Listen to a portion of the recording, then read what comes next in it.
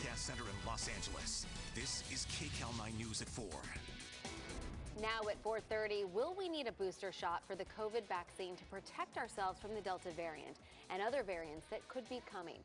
In Israel, the answer is yes. The country will now offer a third shot to those 60 years and older because of concerns the vaccine's efficacy decreases over time. But here in the U.S., health officials insist we don't need a booster shot just yet. That's right. The debate has now turned into a back and forth between Pfizer and the CDC. Mandy Gaither looks at the debate. As the Delta variant keeps spreading across the U.S., new COVID-19 cases continue to climb, a 65% increase over last week's 7-day average. We have hit a wall when it comes to vaccinations, and we've now seen the consequence, which is that we have surges across the country. With the Delta variant, the CDC says in rare instances there's evidence that vaccinated people could still be contagious and may spread the virus to others.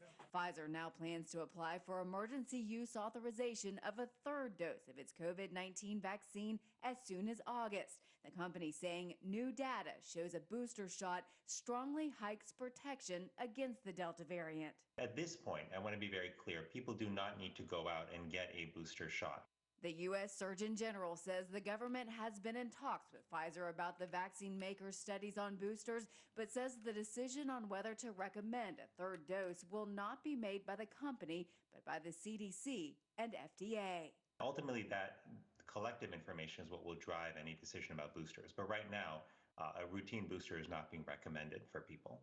While roughly a third of Americans eligible to get the vaccine aren't vaccinated, the CDC is forecasting COVID-19 cases, hospitalizations, and deaths are likely to increase over the next 4 weeks. I'm Mandy Gaither. Most of those hospitalizations are people who have not been vaccinated, but we are hearing about more people who did get the shot also getting COVID. That's right. So how likely are breakthrough infections, and will we continue to see more? Here to talk about the issue is Dr. Claudia Skinner, the Senior Manager of Infection Prevention at Providence St. Jude Medical Center in Orange County. Thanks so much for joining us, Doctor. Thank you. Happy to be here.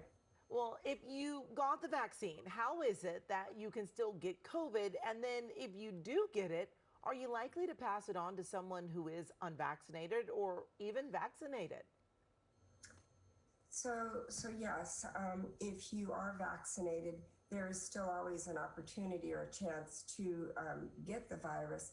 But what we are seeing is that the vast majority of the patients that are being admitted currently, as we're seeing the increase in patients admitted to the hospital, the vast majority of those are not vaccinated.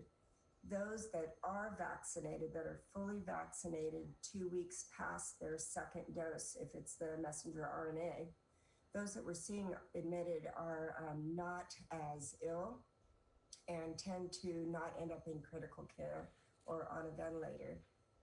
So yeah, the possibility of still getting the vaccine, we know that there's a very high percentage of efficacy, but as there are still large pockets of communities that are not vaccinated, including many in the younger population, the possibility of spread is still there. And Dr. Skinner, if you can still get COVID and pass it on even though you're vaccinated, does herd immunity still mean